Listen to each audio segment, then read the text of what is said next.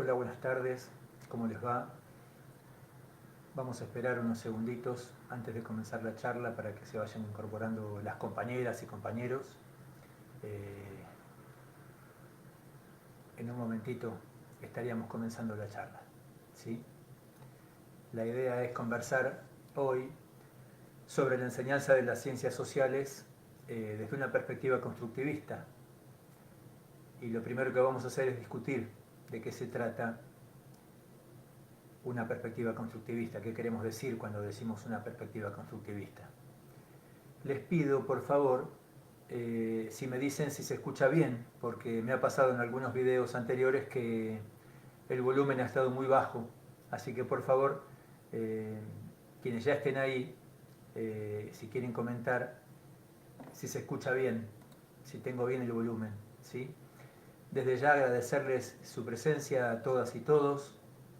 Y bueno, decirles que en un momento estaremos dando comienzo a la charla. La idea es hacer de esto un espacio de intercambio, un espacio de debate. De mi parte no me creo para nada el dueño de la verdad, simplemente intento transmitirles mi experiencia, mis años de trabajo como docente y las cosas que he aprendido. Pero creo en un concepto que me enseñó un docente que tuve cuando estudié magisterio, el profesor Roberto Díaz. Él hablaba de enseñaje, es decir, de un proceso de ida y vuelta, es decir, de un diálogo. Y creo que de eso se va a tratar fundamentalmente esta charla. Bueno, vamos a dar comienzo a la charla de hoy. Ante todo, me presento. Tengo la impresión de que en esta charla hay presentes compañeras y compañeros que no me han escuchado nunca. Mi nombre es Silvio Winderbaum, soy maestro de nivel primario.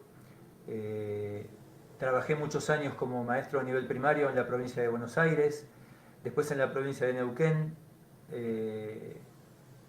Bueno, soy profesor de historia, licenciado en historia, y después trabajé como profesor de didáctica de las ciencias sociales en el Instituto de Formación Docente número 12 de Neuquén Capital. Dirijo un pequeño sello editorial que se llama Pido la Palabra Editorial, que es la página en la que estamos en este momento, y he editado una serie de textos escolares que intentan plasmar estas cuestiones de las que vamos a hablar hoy. Bueno, hecha mi presentación, pongamos en discusión de qué estamos hablando cuando hablamos de enseñar desde una perspectiva constructivista. Una perspectiva constructivista nos está hablando de un posicionamiento político y pedagógico, o político-pedagógico, ambas cosas. Es decir, estamos hablando de una concepción de enseñanza como diálogo, es decir, de una concepción de enseñanza bidireccional, es decir, de un ida y vuelta, del concepto de enseñaje del que hablaba recién. Es decir, el docente no lo sabe todo, el alumno no es un ignorante total, y en el aula se produce un diálogo de saberes.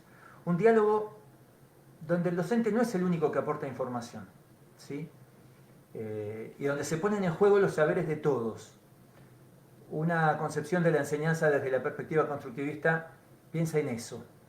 Piensa en un aula donde el conocimiento, diría Susana Barco, una profesora de didáctica de la Universidad Nacional del Comahue, que el conocimiento en el aula se amasa como el pan. Es decir, hay una ida y vuelta. Una concepción del aprendizaje que tiene que ver esencialmente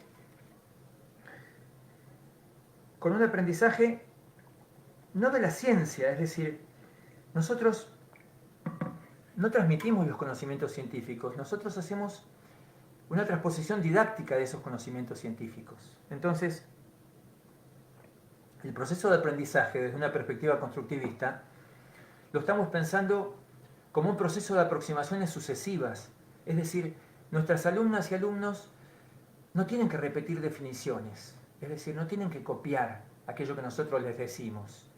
es un proceso de construcción del conocimiento y a ese conocimiento se van acercando sucesivamente. Y nosotros no pretendemos necesariamente que lleguen a una definición cerrada, justamente porque la concepción de conocimiento de la que estamos hablando es una concepción que no es cerrada, que entiende el conocimiento como algo en permanente construcción, que no está terminado.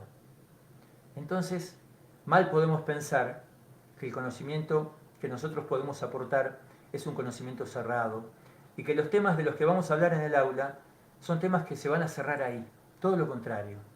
Es decir, de lo que se trata es de abrir la discusión y de acercar a las alumnas y a los alumnos sí al conocimiento socialmente validado, pero en realidad de lo que se trata es de que nuestras alumnas y alumnos puedan construir en primer lugar sus propias hipótesis, es decir, que se vayan acercando a ese conocimiento, que puedan exponer sus propias ideas y abrirse a modificarlas y a ir cambiando las ideas que tenían. Es decir, muchas veces se nos critica a quienes nos plantamos desde esta concepción constructivista porque se nos dice que no enseñamos. Hay un texto que yo utilizo habitualmente en mis clases de Delia Lerner que escribió justamente polemizando contra esta crítica a los constructivistas, planteando de qué se trata enseñar desde una perspectiva constructivista. Este párrafo que les voy a leer es una muy buena síntesis de lo que queremos decir cuando hablamos de una concepción constructivista de la enseñanza. Dice Lerner, en un texto que se titula La enseñanza y el aprendizaje escolar, alegato contra una falsa oposición. Enseñar, dice Lerner, es plantear problemas, a partir de los cuales sea posible reelaborar los contenidos escolares.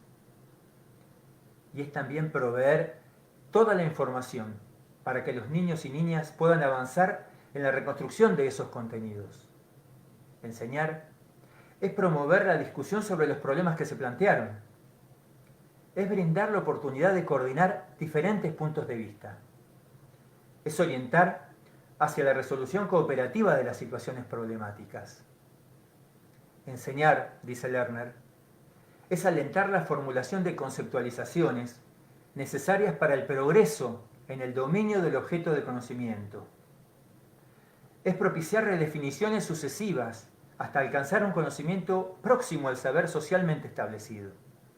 Enseñar es, finalmente, promover que las niñas y los niños se planteen nuevos problemas que no se hubieran planteado fuera de la escuela. A mí me gusta esta definición que hace Lerner y alrededor de este párrafo organizaré esta charla.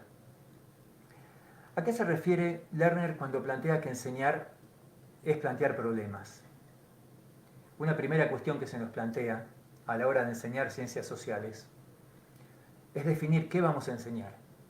Los diseños curriculares son enormes, la cantidad de contenidos, entre comillas, que tenemos para enseñar son muchísimos. Y un gran problema que tenemos es justamente qué contenido seleccionar, sobre todo teniendo en cuenta la poca carga horaria que suele tener el área de ciencias sociales en la escuela. Entonces, la primera pregunta que yo formularía aquí es ¿a qué nos referimos con contenidos? ¿Qué tenemos que enseñar en ciencias sociales? ¿Datos? ¿Información para que nuestras alumnas y alumnos repitan en una prueba y comprobemos que han leído aquello que les dijimos para leer? Es decir, tienen que mencionar nombres, batallas, lugares, climas, relieves, ríos, montañas.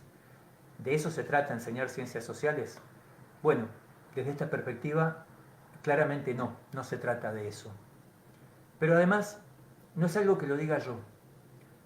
Todos los diseños curriculares de todas las jurisdicciones plantean que el propósito de la enseñanza de las ciencias sociales es la formación de una niña y de un niño crítico, reflexivo. Es decir, el propósito de la enseñanza de las ciencias sociales es la formación de ciudadanos críticos, que puedan leer entre comillas, es decir, comprender la realidad social en la que están inmersos.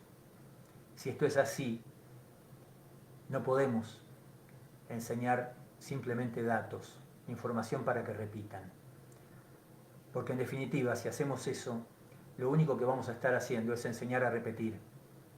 Y nuestro mensaje, aunque no lo digamos, va a ser: repetí esto que yo te estoy enseñando porque en realidad esto es para cumplir.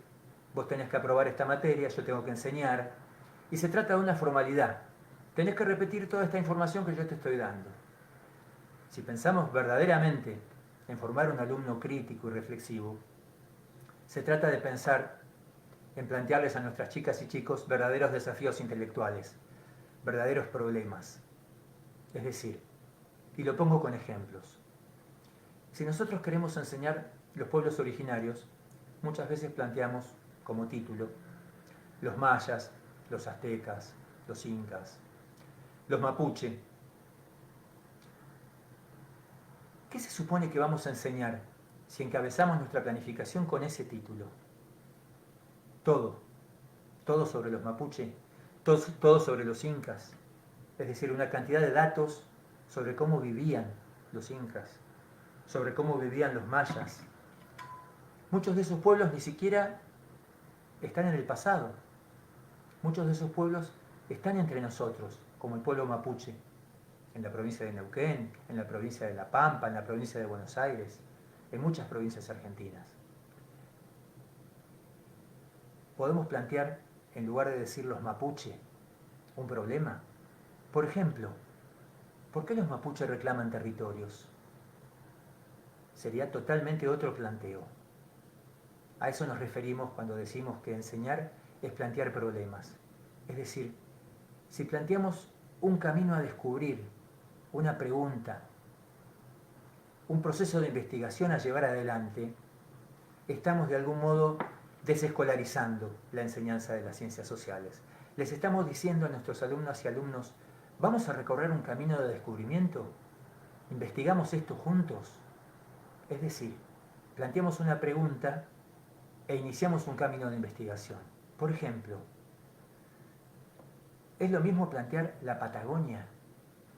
¿En qué pensamos cuando decimos que vamos a enseñar la Patagonia, o cuando vamos a enseñar la Mesopotamia, o la región pampeana? Y si en vez de plantear la región pampeana, planteamos: ¿por qué en la región pampeana predomina el monocultivo de soja? Es una gran pregunta, porque afecta a gran parte del territorio de la región pampeana, y a esta altura ya no solamente de la región pampeana. Es decir, estamos planteando problemas, desafíos intelectuales. Se trata de un enfoque totalmente diferente en cuanto a la selección de contenidos. Cuando planteamos esto, ¿nos estamos yendo de lo que dice el currículum? En absoluto, en absoluto. Simplemente estamos recortando los contenidos de manera tal que sean presentados como desafíos para nuestras alumnas y alumnos. Es decir, como preguntas para ser investigadas, como cuestiones a descubrir. Dentro de esas preguntas habrá una serie de conceptos. Por ejemplo, muchas veces cuando enseñamos los finales del siglo XIX argentino y enseñamos, por ejemplo, el modelo agroexportador, ahí está incluido todo. ¿Qué vamos a enseñar cuando decimos modelo agroexportador? ¿Cómo hacemos si encaramos una planificación encarada de esa manera para enseñar todo lo que hay que enseñar? Es una cantidad impresionante de información. Ya desde el título estamos incluyendo un montón de aspectos imposibles de abarcar en una unidad didáctica, salvo que hagamos un cuestionario para que respondan preguntas. En cambio, si en vez de enseñar modelo agroexportador en estos términos, planteado así, nos preguntamos, por ejemplo, ¿por qué la red ferroviaria argentina empieza y termina en Buenos Aires? ¿Por qué es un abanico que va a dar siempre al puerto de Buenos Aires? Esa pregunta nos va a llevar, por ejemplo, al sentido que tuvo el modelo agroexportador, a la relación de Argentina con el exterior, a la relación de dependencia que se creó, a la ubicación de Argentina como país exportador de materias primas e importador de productos manufacturados desde Europa a fines del siglo XIX. Es decir, al modelo económico de país que planteó la generación del 80. No vamos a enseñar todo lo que tiene que ver con el modelo agroexportador, pero sí vamos a enseñar algunos conceptos que son centrales y que tienen que ver con el modelo agroexportador. Si lo enseñamos todo, vamos al mismo tiempo a no estar enseñando nada. ¿Por qué? Porque es tanta la información que es imposible que un chico o una chica retengan toda esa información. Pero además, dada de ese modo, no le van a encontrar ningún sentido. En todo caso, podemos preguntarnos, ¿por qué no hay comunicación ferroviaria entre las provincias? ¿Por qué, por ejemplo, para viajar de una provincia a otra, generalmente hay que pasar por Buenos Aires? Eso tiene que ver con la construcción de este país y tiene que ver con este periodo de la historia argentina que conocemos como modelo agroexportador. Entonces, de lo que estamos hablando es de formular planteos problemáticos, desafíos intelectuales. Es decir, tomemos, si quieren, por ejemplo, la cuestión de la pandemia. Hay compañeras que en las sugerencias previas a esta charla me pidieron que hablara sobre el tema de la pandemia y cómo encararlo en el aula y cómo posicionarnos nosotros frente a nuestros chicos y chicas en esta situación tan complicada. Por ejemplo, pensando en la pandemia, con los chicos más grandes de séptimo grado o con los adolescentes, la pandemia nos lleva muchas veces a la comunicación digital predominante en este momento.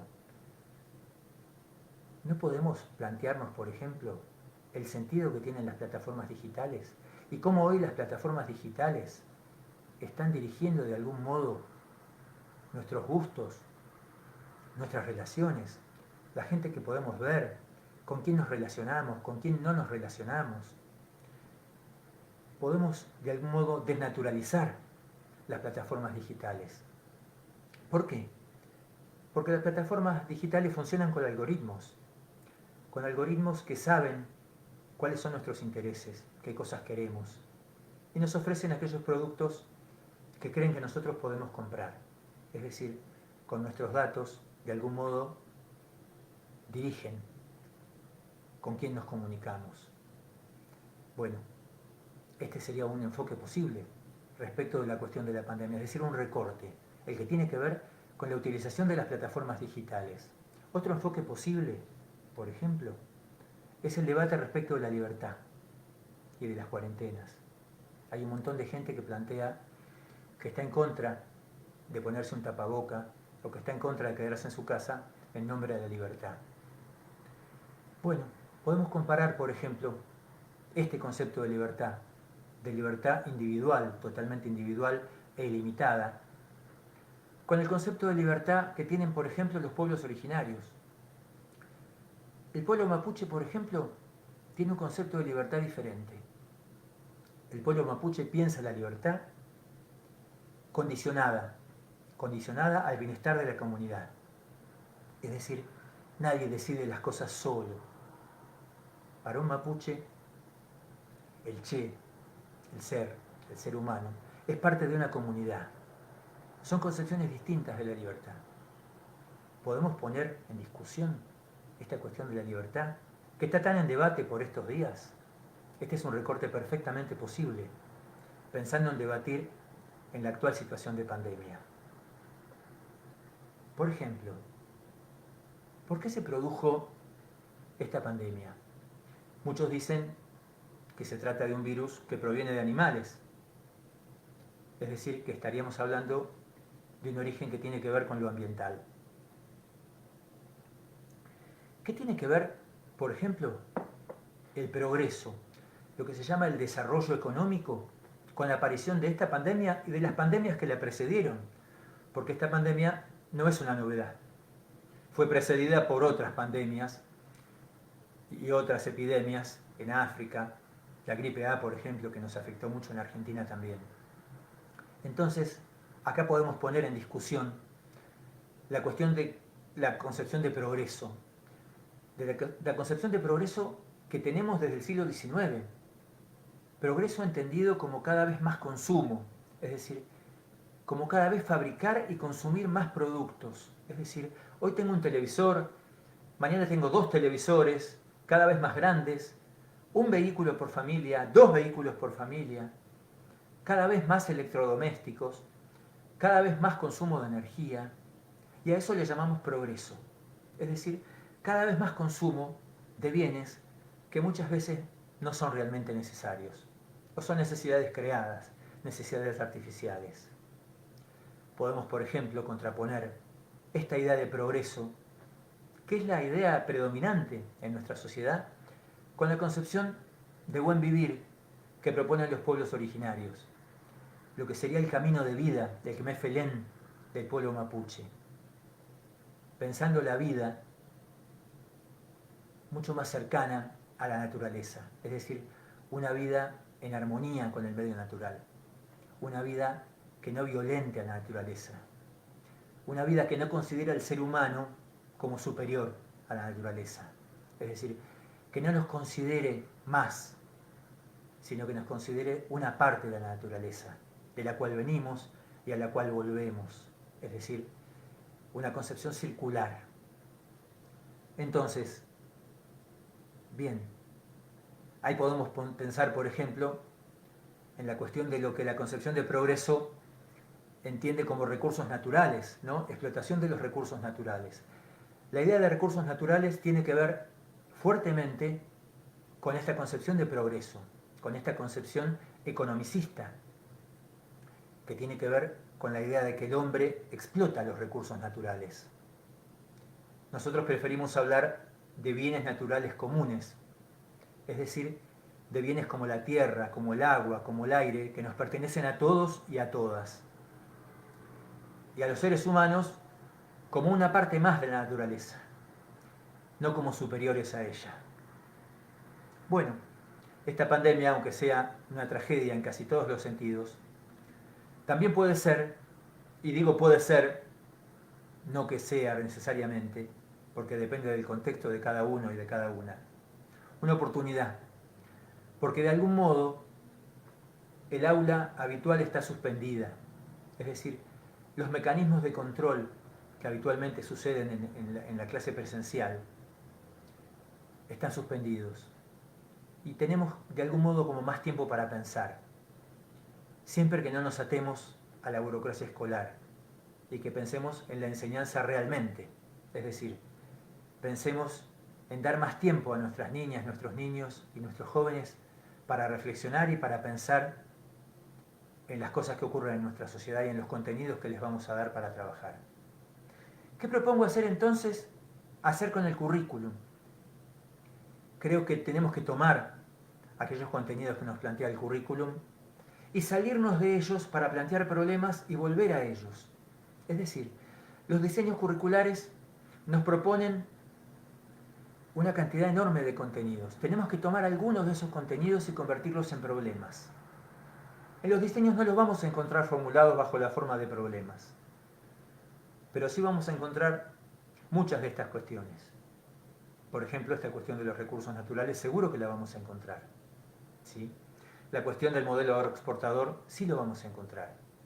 De lo que se trata, en todo caso, es de construir nuestro propio objeto de enseñanza. ¿Qué estamos queriendo decir? Que los contenidos a enseñar no los podemos sacar en forma literal de los diseños curriculares. Que la construcción del objeto de enseñanza nos toca a nosotros, que es nuestro trabajo, que es nuestra elaboración intelectual. A partir de lo que dicen los diseños curriculares tenemos que pensar en un problema, en un desafío para plantearle a nuestros alumnos y alumnas. Y tenemos que lograr, con esa pregunta, con ese desafío, captar el interés de nuestras alumnas y alumnos. Por eso, para pensar en la organización de los contenidos, les propongo, desde esta perspectiva constructivista, planificar alrededor de ejes problematizadores. Y les quiero leer una pequeña cita de José Schwarzman sobre qué es un eje problematizador o un eje articulador. ¿A qué nos estamos refiriendo cuando hablamos de ejes o de preguntas problematizadoras? Dice Schwarzman, un eje problematizador es un problema, una pregunta, una hipótesis, una cuestión que hay que resolver. Para su resolución, es necesario abrirlo en diversos aspectos que parcialmente van respondiendo a lo planteado por el eje. Puede ser muy abarcativo e integrar distintas unidades de trabajo, o más acotado en tiempo y contenidos. El eje es articulador, en la medida en que a su alrededor giran diversos elementos que van aportando datos para su explicación. Esta actividad de elección de un eje facilita la selección, la jerarquización y el ordenamiento de los contenidos, así como su integración. Es que el paso clave, y creo que esto es lo central que dice Schwarzman, de esta metodología y su rasgo más característico, es tomar como punto de partida cuestiones o problemas que puedan ser asumidos como tales por el alumno.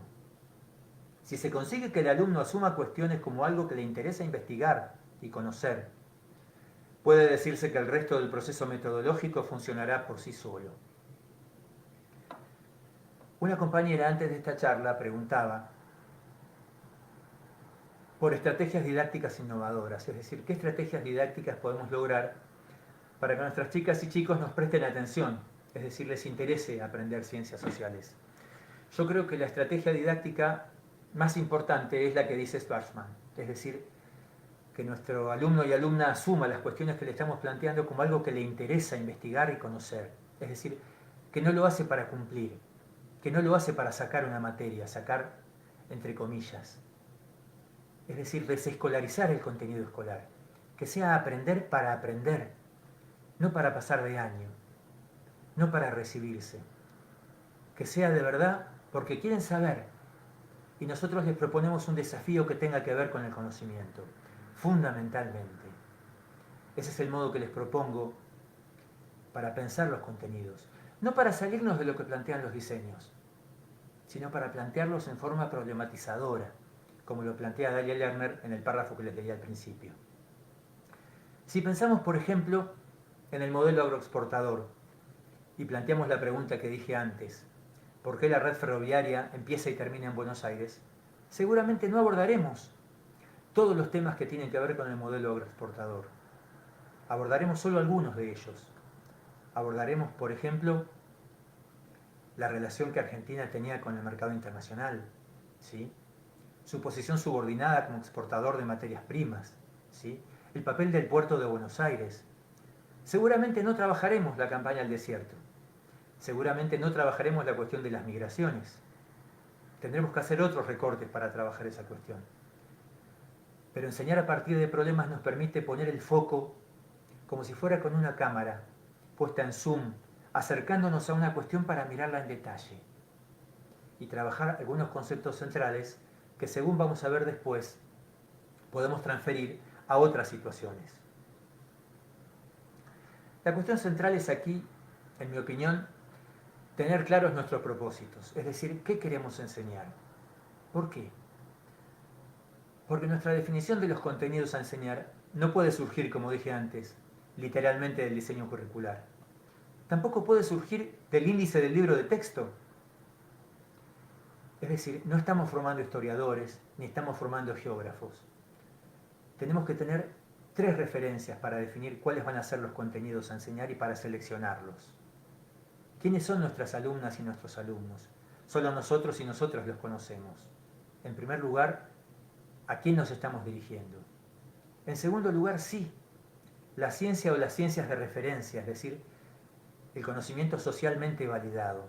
Y en tercer lugar, y como cuestión central, ¿cuáles son nuestros propósitos? Es decir, ¿qué queremos enseñar y sobre todo, para qué lo queremos enseñar? Es decir, ¿qué nos proponemos con ese objeto de enseñanza?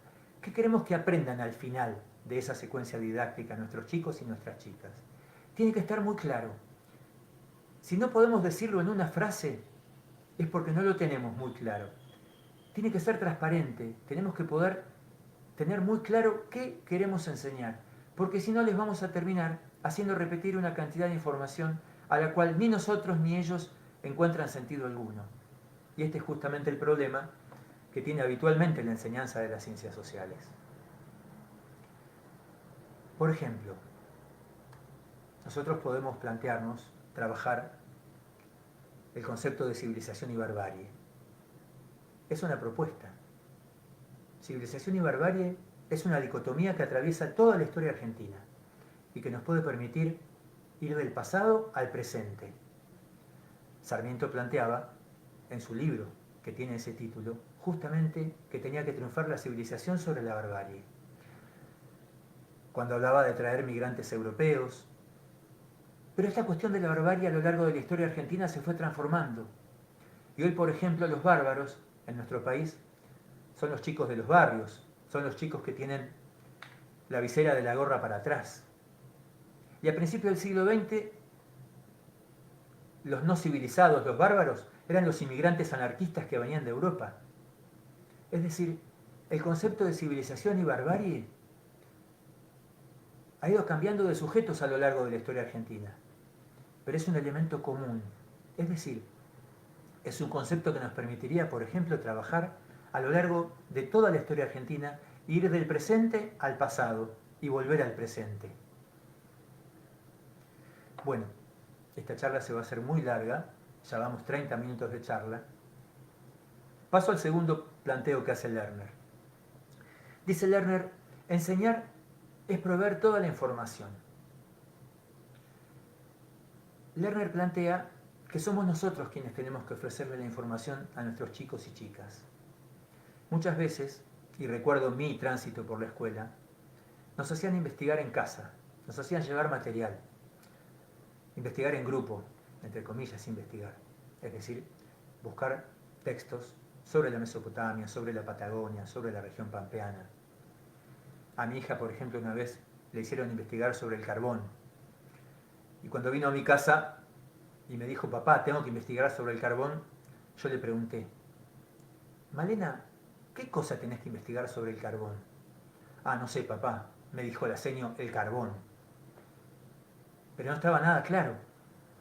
¿Qué cosa tenía que investigar sobre el carbón? Es decir, no había una definición clara respecto de qué le estábamos pidiendo a nuestros chicos y a nuestras chicas que averiguaran. ¿Qué información queríamos que llevaran al aula? Lerner propone que somos nosotros los que tenemos que ofrecer la información. ¿Por qué? Porque en general las fuentes de información tienen su propia concepción, es decir, cada fuente de información tiene su posicionamiento, su ideología. Un artículo periodístico está escrito destacando algunos aspectos y ocultando otros. La información que le brindemos a nuestras chicas y a nuestros chicos tiene que ir en el sentido de lo que nosotros nos propongamos enseñar. Por eso somos nosotros los que tenemos que brindar la información. Y la información no siempre tiene que ir en formato texto, no siempre es una fotocopia. A veces es un cuadro estadístico, a veces es un video, a veces la información es un mapa, a veces la información es una entrevista, a veces la información surge de una plataforma como el Google Maps, que es muy útil en este momento para trabajar distintos espacios. Es decir, ofrecer información no significa entregar un texto para leer necesariamente. La información viene en distintos formatos. Y cuando ofrecemos información, tenemos al mismo tiempo que ofrecer herramientas para poder leer esa información. Se trata de los contenidos que nosotros muchas veces dejamos de lado y que tienen que ver con los procedimientos, con la forma en que se puede acceder a esa información. Porque muchas veces nuestras chicas y nuestros chicos no saben leer mapas temáticos, o no saben leer estadísticas, o no saben leer textos de ciencias sociales, o no saben descubrir los conectores, ¿sí?, que les hacen más fácil las lecturas, o no saben definir aquellos conceptos centrales que plantea un texto. Se trata entonces de ofrecer la información y al mismo tiempo de ofrecer las herramientas para poder acceder a esa información. Tenemos que dedicar tiempo a esto. Es parte de enseñar. No enseñamos solamente conceptos, enseñamos procedimientos.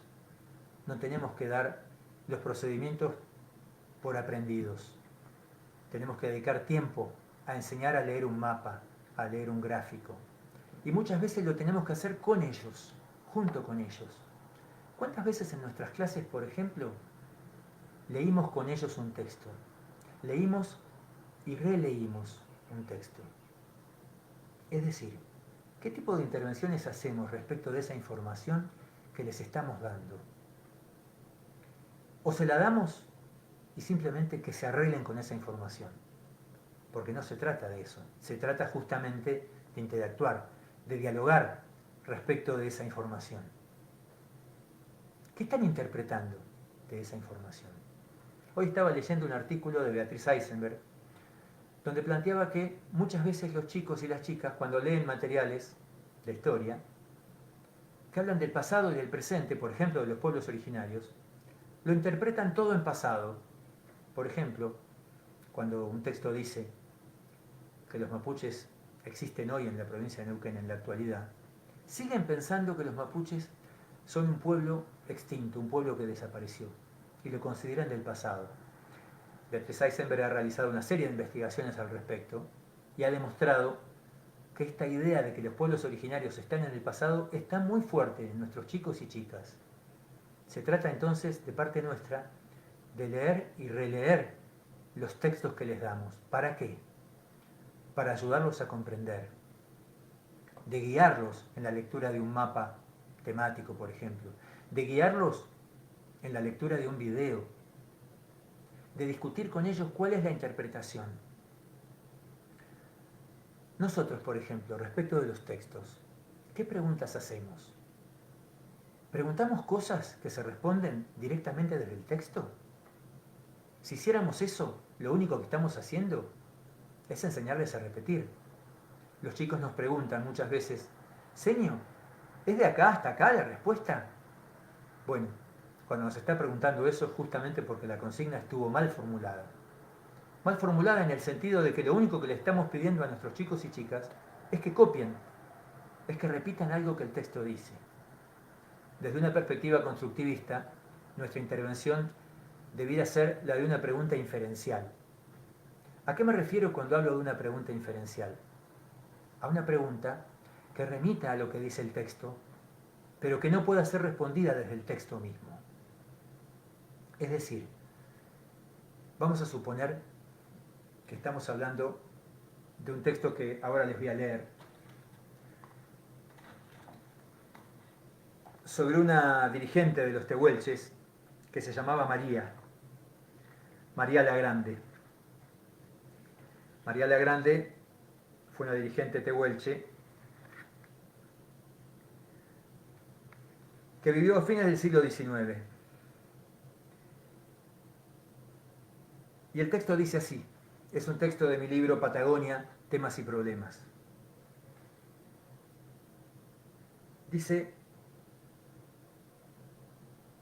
en esta época ejerció su liderazgo María, hija del cacique Vicente, una jefa aoniquenc que llegó a tener un poder enorme. Los ingleses que recorrían la costa patagónica hacia 1827 ya la conocieron y cuentan que su toldería era importante.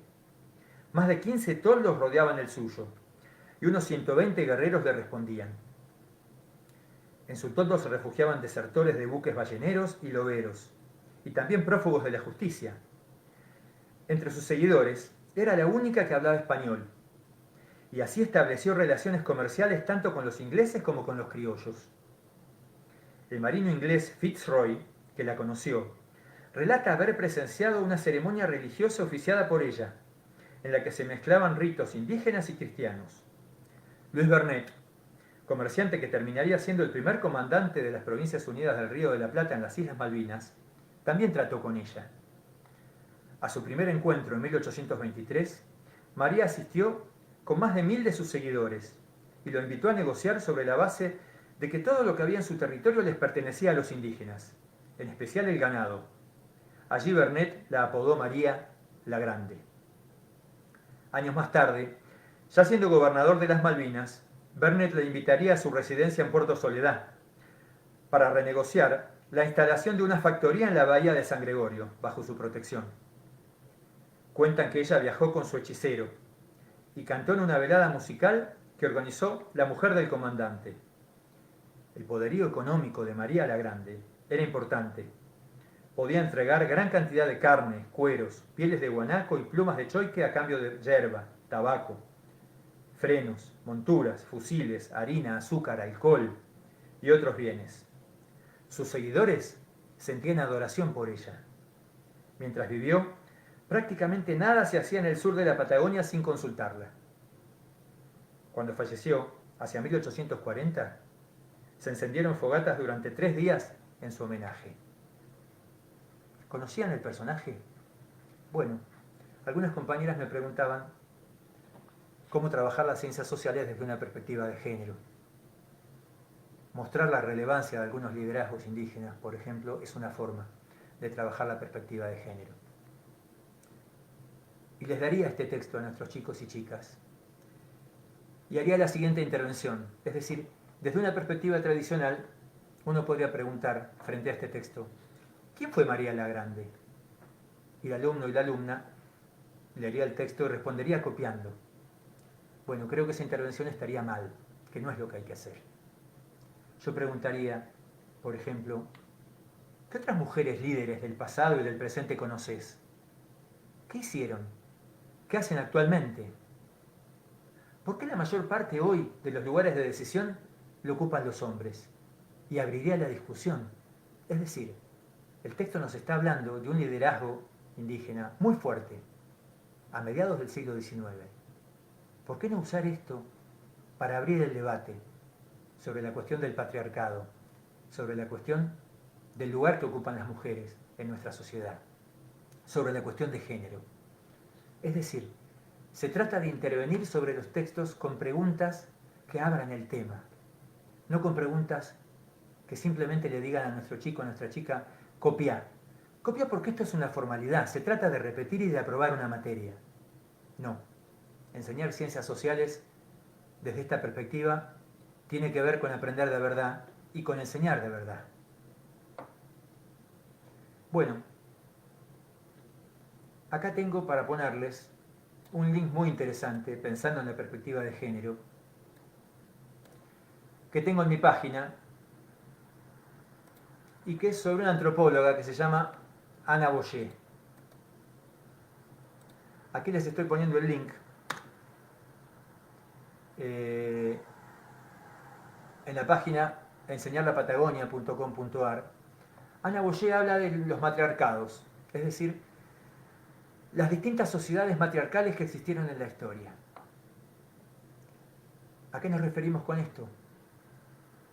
A una historia que no fue solamente dominada por los hombres, a una historia donde las mujeres tuvieron lugares de decisión muy importantes. Ana Boyer, en sus videos, el link se los estoy dejando aquí en el chat de este video en vivo, plantea otros matriarcados, los matriarcados que existieron a lo largo de la historia y matriarcados que todavía existen en la actualidad. Bueno, cuando hablamos de ofrecer información, entonces nos referimos, para resumir, a ofrecer nosotros la información, no de mandar investigar en el vacío, de enseñar a tener los procedimientos que son necesarios para acceder a esa información y hacer preguntas inferenciales, es decir, no hacer preguntas que remitan a la misma información. En tercer lugar, Delia Lerner nos plantea que enseñar es promover la discusión, la resolución cooperativa de los problemas planteados. Yo les pregunto, para que ustedes y ustedes se pregunten ustedes mismas, ¿cuánto tiempo hablan nuestras chicas y nuestros chicos en clase? ¿Cuánto tiempo tienen la palabra ellos? ¿Cuánto tiempo se produce debate? ¿Cuánto tiempo tienen para hipotetizar? Es decir, ¿cuánto tiempo tienen para escribir y reescribir? Para pensar y volver a pensar lo que dijeron. ¿Cuánto tiempo hay para la reflexión y para la expresión de sus propias ideas? Muchas veces, desde la perspectiva constructivista, y casi como un lugar común, hablamos de las ideas de los alumnos y las alumnas, de tener en cuenta sus ideas. Entonces, en las planificaciones que las alumnas me presentaban en el Instituto de Formación Docente donde trabajaba, siempre había una primera actividad para tener en cuenta las ideas previas de alumnos y alumnas. Y después, bueno, ya está. Las ideas de los chicos y las chicas ya no tenían nada que ver con esto. Después era enseñar. Bueno, se trata justamente de lo contrario. Porque cuando hablamos de ideas, no hablamos de información. No estamos preguntando cuánto saben de esto que les quiero enseñar. Estamos hablando de hipótesis, verdaderamente de ideas, de lo que ellos piensan respecto de un asunto. si nuestro tema, si lo que vamos a enseñar es verdaderamente un problema, seguramente nuestras chicas y nuestros chicos tienen ideas al respecto. Esas ideas las habrán construido en su casa, pero tienen ideas. Por ejemplo, las chicas y los chicos pequeños creen que el dinero que le dejamos a la cajera en el supermercado, cuando termina el día, la cajera se lo lleva a su casa. Porque ellos ven como la cajera en el supermercado pone ese dinero en un cajón. Y cuando se va, se imaginan que se lo lleva a su casa. Porque hay un sujeto que ahí no está, que es el dueño del supermercado. Por eso nuestros chicos y nuestras chicas creen, por ejemplo, cuando se nos acaba el dinero y llegamos al día 25 o antes del mes y se nos acaba la plata y no podemos comprarles a aquellos que nos piden, mamá, papá, anda al cajero porque el cajero te da plata. Los chicos y las chicas tienen ideas respecto de lo social. De lo que se trata es de que esas ideas afloren. Pero esas ideas que los chicos y las chicas siempre tienen, solo van a aparecer si en nuestra clase nosotros damos el espacio para que esas ideas se expresen. Es decir, si hay verdaderamente tiempo para que las chicas y los chicos digan lo que piensan respecto del problema que les estamos planteando. Por ejemplo, si preguntamos, ¿por qué cada vez hay menos pequeños chacareros en el Alto Valle? ¿Por qué cada vez más las chacras desaparecen? Bueno, hay algunas ideas que circulan socialmente que seguramente muchos chicos van a repetir si les preguntamos eso y si damos espacio para que se expresen esas ideas. Habrá chicos que nos digan, lo que pasa es que los chacareros son vagos, no quieren trabajar, quieren que el Estado les dé todo. Y esa es una idea posible, ¿no? Y si preguntamos por qué hay gente que toma tierras para hacerse una vivienda, seguramente nos podrán decir lo mismo, porque son las ideas que circulan socialmente. El tema de partir de sus ideas tiene que ver con nuestra concepción de enseñanza, es decir, no se trata de sobreimprimir una cantidad de información sobre lo que ellos ya saben, sino de poner en cuestión las ideas que ellos tienen, para reformularlas. En términos de Piaget, se trata de poner en marcha el proceso de asimilación y acomodación, es decir, de trabajar con lo que los chicos piensan, los chicos y las chicas piensan, para modificar esas ideas. ¿Para llegar a dónde? ¿Para llegar a una definición cerrada, completa, terminada? No. Para irnos aproximando paulatinamente al saber socialmente establecido. Porque se trata de un proceso, como ya dijimos antes, de aproximaciones sucesivas. No vamos a pedirles al final que nos den una definición cerrada y que la copien. Entonces, se trata de poner en juego las ideas que ellos y ellas tienen todo el tiempo, no simplemente al principio. No se trata de preguntarles, ¿qué saben sobre esto? Bueno, entonces las chicas cuentan y listo, dejamos el asunto de lado. Se trata de volver todo el tiempo a las ideas que tenían y a las hipótesis que ellos y ellas tienen. ¿Para qué? Para ir viendo si eso se va modificando. Por eso estamos pensando en la enseñanza como un proceso básicamente de diálogo. ¿Cuál es nuestra intervención en ese diálogo? Y nuestra intervención tiene que ir en el sentido de nuestro propósito de enseñanza. Por eso es tan importante que tengamos muy claro qué nos proponemos enseñar y sobre todo para qué nos proponemos enseñar esto. Por ejemplo, si queremos enseñar la civilización tehuelche, los tehuelches tenían tecnología, tenían una vida espiritual muy profunda, una cosmovisión compleja. Podemos perfectamente enseñar cualquiera de los pueblos originarios alrededor de la idea de que los pueblos originarios eran tremendamente civilizados y preguntarnos quiénes son los civilizados y quiénes son los bárbaros en realidad, alrededor de esta concepción que socialmente circula y que es predominante, de que se trata de pueblos que ya desaparecieron, que están en el pasado, y sobre todo de pueblos que eran inferiores. Somos etnocéntricos, concebimos a nuestra civilización como superior a las demás. ¿No podemos cuestionar esta cuestión? Y preguntarnos y preguntarles a las chicas y a los chicos, ¿quiénes son los civilizados y quiénes son los bárbaros? ¿No sería un hermoso propósito para trabajar este y otros pueblos originarios? Para desnaturalizar aquello que consideramos natural, que el progreso nos ha llevado a esta civilización, que a su vez, y esto es una opinión personal, nos llevó a esta situación de pandemia? Entonces la intervención va a tener que ver siempre con el propósito, con qué queremos enseñar y para qué. Y en este sentido vuelvo al principio de la charla. Supongamos, digamos, a ver, no queremos que ellos simplemente nos digan lo que piensan.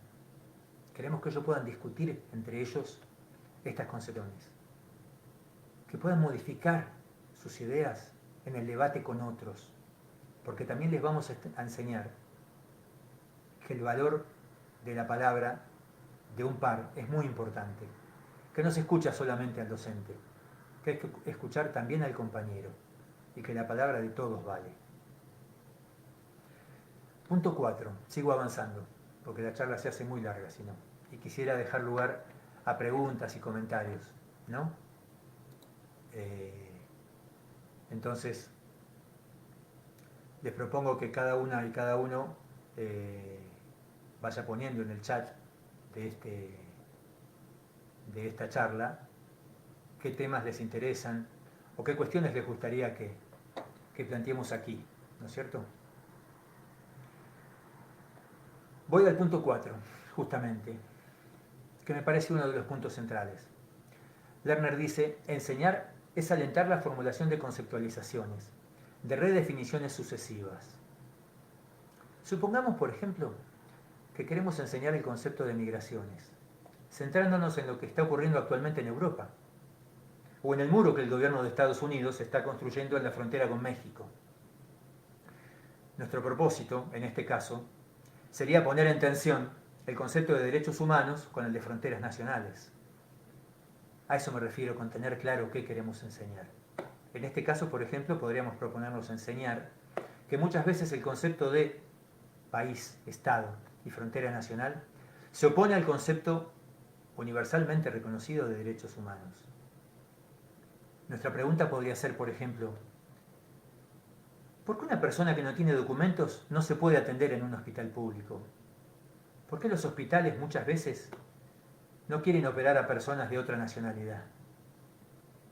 A partir de esa pregunta, de un hecho a partir del cual queremos captar la atención y el interés de nuestros chicos y nuestras chicas, podemos poner en tensión esta discusión. Estos conceptos, migraciones, estados nacionales, son los conceptos nodales que queremos enseñar. Es decir, este proceso de investigación nos tiene que ir llevando hacia los conceptos centrales, que son como el núcleo de lo que queremos enseñar. Es decir, tenemos que alentar la formulación de conceptualizaciones. No para que las digan cerradas y terminadas, sino para que se vayan acercando a ellas. Es decir, para que vayan logrando lentamente acercarse a estas conceptualizaciones, que primero van a ser nociones y después van a ser conceptos. Es decir, por ejemplo, el concepto de migraciones nos permite trabajar con el antes y con el ahora, ir y volver en el tiempo. Les quiero leer una cita de Beatriz Eisenberg respecto de los conceptos. Dice, podemos reconocer en los conceptos dos aspectos, un aspecto declarativo y un aspecto instrumental. El aspecto declarativo alude a lo que podemos decir sobre un concepto. Es un saber que podemos expresar a través de la palabra. Tomemos el ejemplo de los fenómenos migratorios, por ejemplo. Podemos dar una definición entre varias posibles. Son movimientos de población relativamente voluntarios, generalmente relacionados con las desigualdades socioeconómicas entre países o dentro de un mismo país. Pero saber el concepto no es enunciar su definición. Implica también poder explicar, por ejemplo, las categorías de análisis construidas por los historiadores para estudiar estos fenómenos. Estas categorías conceptuales señalan la existencia de factores comunes en diferentes movimientos migratorios. Es decir, hay elementos comunes a todos los movimientos migratorios, antes y ahora. Por ejemplo, factores de expulsión, es decir, aquellos factores que hacen que una persona se traslade, se vaya de un lugar. Factores de atracción, los factores que hacen que una persona vaya a determinado lugar y no a otro. cadenas migratorias. Muchas veces una familia trae a otra migrante. Por ejemplo, esto pasa muchas veces en los últimos años con las migraciones de personas que vienen desde Bolivia a la Argentina. Un concepto, dice Eisenberg, se puede explicar, pero el concepto tampoco es la enunciación de la explicación. Un concepto es fundamentalmente una herramienta de conocimiento. Saber un concepto social es tenerlo integrado en nuestros marcos de referencia y usarlo para comprender fenómenos sociales. El aspecto instrumental alude justamente a lo que podemos hacer con un concepto.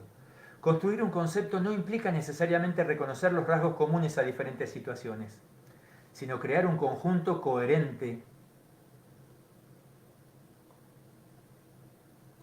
de relaciones entre sus atributos. En nuestro caso, saber las categorías conceptuales implica, por ejemplo, usarlas para buscar las regularidades que se manifiestan en diferentes historias particulares dentro de un movimiento migratorio específico. Implica también, ante un fenómeno migratorio que desconocemos, saber a priori que tenemos que buscar tanto factores estructurales como personales para explicarlo. Es un saber que usamos también para cuestionar supuestas explicaciones que prejuzgan a los inmigrantes de países limítrofes fuera de todo contexto, haciéndolos responsables de los males que nos aquejan. El valor de un concepto está en lo que nos permite hacer, es decir, en su valor instrumental, no declarativo. En la enseñanza y el aprendizaje escolar, es fundamental preservar ese carácter instrumental para acceder a uno de los propósitos centrales de la enseñanza de las ciencias sociales, el de contribuir a que los alumnos y alumnas alcancen una comprensión crítica de los fenómenos sociales, para que puedan participar y transformar el mundo en el que viven. Es decir, no se trata de hacerlos repetir los conceptos y de hacer un recuadrito y pedirles que lo escriban. Se trata de que lo sepan usar, que sepan qué implicancias tiene. Se trata de ir construyendo, a lo largo de toda la escolaridad, redes de conceptos crecientemente complejos. Y esto se puede trabajar desde el jardín de infantes hasta séptimo grado y más allá también. Trabajando conceptos que impliquen variables crecientemente complejas y redes de conceptos crecientemente complejas. Es decir, los conceptos son los nombres que les damos a los procesos de la realidad social. Si no, estamos hablando todo de situaciones particulares, de situaciones individuales. Hablamos, por ejemplo, de la situación del productor tal o del otro productor. En cambio, si trabajamos con el concepto de pequeños productores rurales, podremos hacer una definición que los englobe a todos ellos, a todos los productores rurales. Y trabajaremos el concepto de pequeños productores rurales. Si trabajamos el concepto de grandes estancieros, podremos pensar en cuestiones más generales. Los conceptos nos permiten tener una mirada más general de la realidad social. Por último, Lerner plantea que enseñar ciencias sociales es promover que se planteen nuevos problemas. Y esto nos lleva a la última cuestión, que es la cuestión de la evaluación. Si vamos a enseñar desde esta perspectiva, se trata de evaluar desde una perspectiva formativa esencialmente. No de evaluar si adquirieron la información que supuestamente les estamos dando. Estamos pensando en evaluar para ver cuántos se acercaron a ese objeto de conocimiento, partiendo del lugar en el que estaban, del punto de partida. Entonces, estamos hablando de una evaluación que no tiene que ver con repetir, que no tiene que ver con castigar, sino con evaluar el proceso de aprendizaje, con consignas que les permitan desarrollar a nuestros chicos y a nuestras chicas las ideas a las que pudieron acercarse a lo largo de la secuencia didáctica. Es decir, cuando evaluamos, estamos haciendo una evaluación de tipo disciplinaria, es decir, nos obedecieron, hicieron la tarea, o en realidad les estamos planteando otra cosa. Estamos haciendo una evaluación que les sirva para aprender, que nos sirva a nosotros para saber cuántos se acercaron a este objeto de conocimiento. Este tipo de evaluación es del que estamos hablando. Y si evaluamos bien, seguramente el tema que planteamos va a quedar abierto, no va a quedar cerrado. ¿Por qué? Porque seguramente a partir del tema y problema que les planteamos, se abrieron un montón de nuevas preguntas que volveremos a abordar en sucesivas secuencias didácticas. Bueno, quisiera ver si hay comentarios, preguntas. Si no, iría cerrando por hoy esta charla. Algunas compañeras me plantearon que hablara en esta charla sobre la cuestión de las efemérides. Les quiero plantear que las efemérides han sido tema de otra charla. Voy a poner el link aquí en el video en vivo para que puedan acceder a esa charla. Está subido a YouTube el video sobre las efemérides escolares. Pero sí les diré, para cerrar, que cuando hablamos de efemérides escolares estamos hablando de algo que no tiene que ver en forma directa con las ciencias sociales, con la enseñanza de las ciencias sociales en la escuela. Aunque muchas veces estas cosas se confundan y muchas veces en muchas escuelas nuestro plan anual de ciencias sociales esté fuertemente atado a las efemérides. Les dejo, si quieren, apenas un bocadito de lo que digo en el video que les acabo de dejar en el chat de este video en vivo. Es decir, las efemérides escolares no pueden nunca interrumpir nuestro programa de ciencias sociales en la escuela. Las efemérides escolares son una decisión de tipo institucional y de ninguna manera nuestro plan anual de ciencias sociales puede estar armado a partir de las efemérides. Se los dejo para que lo piensen y bueno, pueden acceder a la charla en la cual hablamos de este tema de las efemérides. Antes de cerrar, les quiero dejar a todos y a todas una invitación. Vamos a dar el próximo miércoles, si todos y todas quienes me están escuchando le dan me gusta a la página de Pido la Palabra Editorial, van a acceder a la información de la charla que vamos a dar el próximo miércoles 30 a las 10 de la mañana, que se va a titular Los pueblos originarios en la escuela. Y ahí vamos a trabajar la cuestión de la diversidad cultural que varias compañeras me plantearon para abordar en esta charla, para la cual no hubo tiempo hoy. Va a ser a través de YouTube y a través de la plataforma Jitsi, ¿sí? Es decir, vamos a poder vernos y poder dialogar en esa charla. Va a ser el día 30 a las 10 de la mañana y vamos a compartir el flyer en esta misma página. Bueno, los espero el próximo miércoles a las 10 de la mañana y en algún próximo video en el cual estaremos encontrándonos para poder compartir conocimiento. Desde ya, muchísimas gracias por haber participado de esta charla.